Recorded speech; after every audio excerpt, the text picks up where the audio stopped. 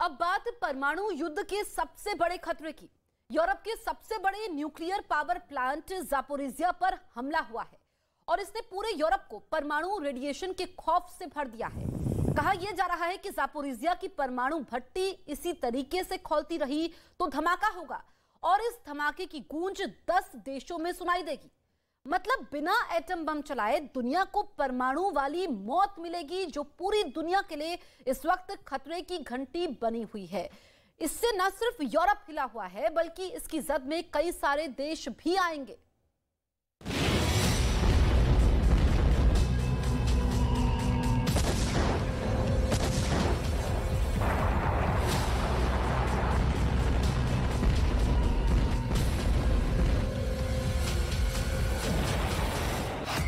दुनिया का होगा परमाणु अंत। रूस के लैब में रेडिएशन फॉर्मूला रेडी। रूस के कमांडर्स का ज़ापोरिज़िया 0.2 प्लान। यूरोप के सबसे बड़े न्यूक्लियर पावर प्लांट में होगा विस्फोट। ज़ापोरिज़िया में दी गई मौत की सुपारी।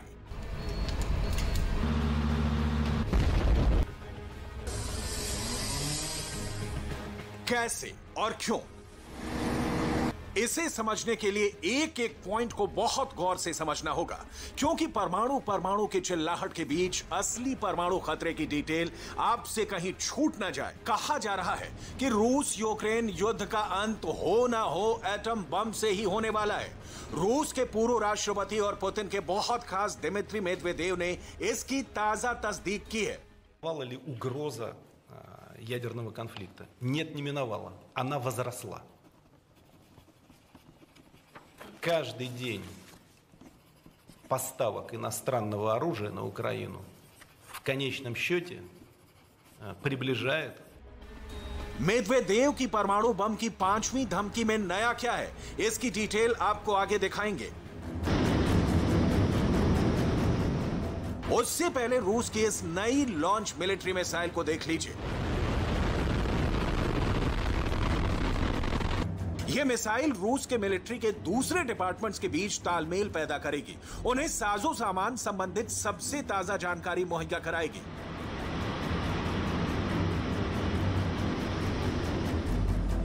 रूस इस वक्त उन इलाकों पर भी ताजा हमले कर रहा है जहां एक तरह से उसका कब्जा है। बिल्डिंग में लगी इस आग से हुए सर्वनाश को आंकिए।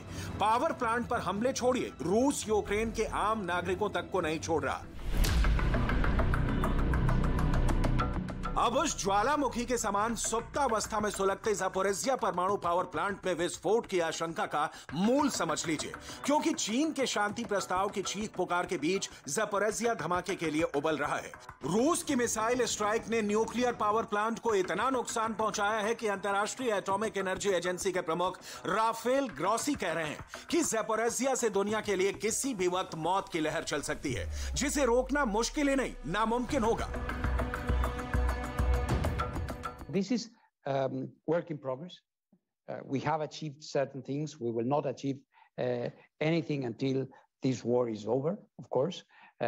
But in our particular case, till we can say, well, this incredible thing happened to all of us, and we could navigate it without a major radiological emergency, a major nuclear accident, which this time, and this is another big difference, this time will not be the result like Chernobyl of an opaque and aberrational system like the Soviet used to be.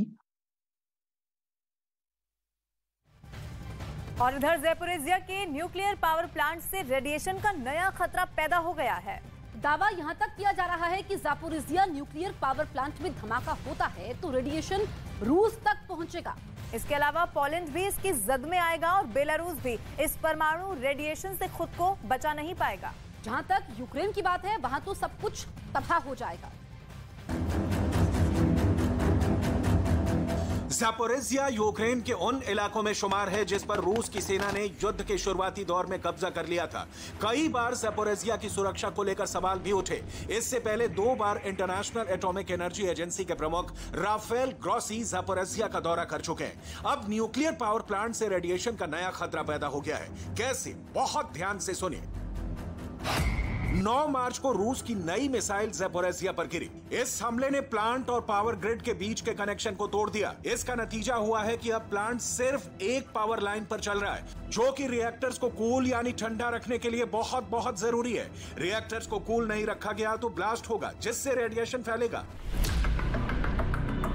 इस radiation की कोई सरहद नहीं होगी। Zaporizhzhia nuclear power plant में धमाका होता है तो रेडिएशन रूस तक पहुंचेगा। पोलैंड भी इसकी जद में आएगा। बेलारूस भी इस परमाणु रेडिएशन से खुद को नहीं बचा पाएगा और यूक्रेन में तो मौत गली गली नाच करेगी।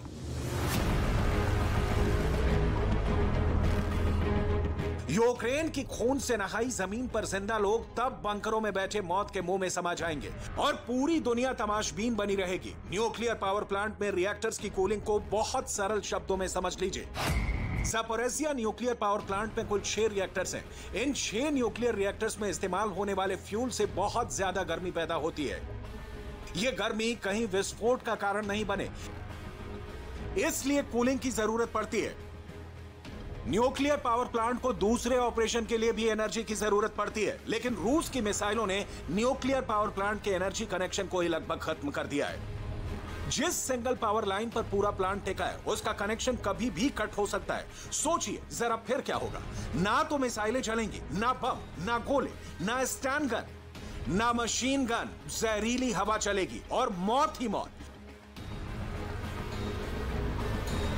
मतलब अगर वक्त रहते यूरोप के सबसे बड़े न्यूक्लियर पावर प्लांट की तपिश कम नहीं की गई तो परमाणु आग में दुनिया खाक हो जाएगी। बहुत कम लोगों को पता होगा कि यूक्रेन दुनिया भर में न्यूक्लियर एनर्जी का प्रोडक्शन करने वाला तीसरे नंबर का देश है।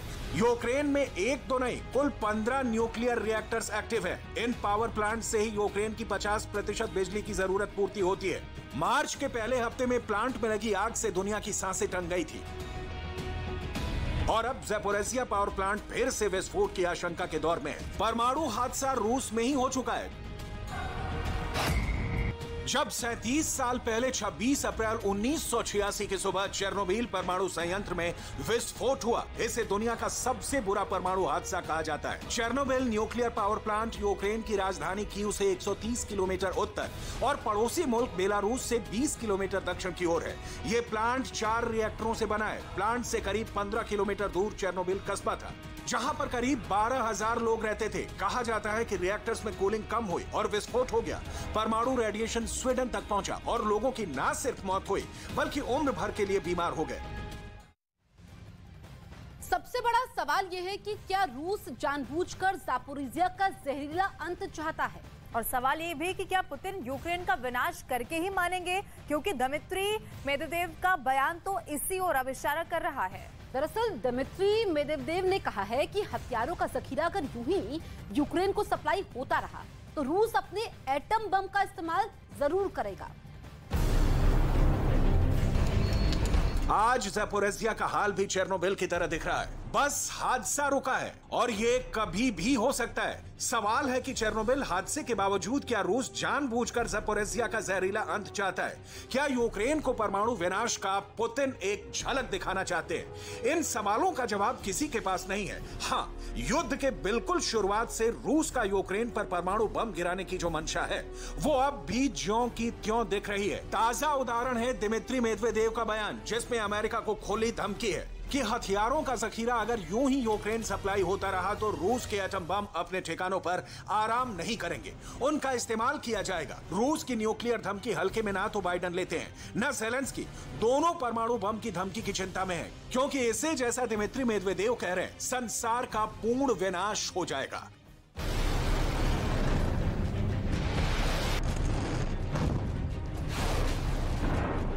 क्योंकि न्यूक्लियर ब्लास्ट होते ही 10 सेकंड से भी कम समय में वो इलाका और वहां की जमीन आग की तरह धधकने लगती है। चारों तरफ बहुत तेज सफेद चमक पैदा हो जाती है। परमाणु विस्फोट के 3 बेहद घातक असर होते हैं। पहला, ज्वालामुखी की आग से भी ज्यादा तेज गर्मी पैदा हो जाती है।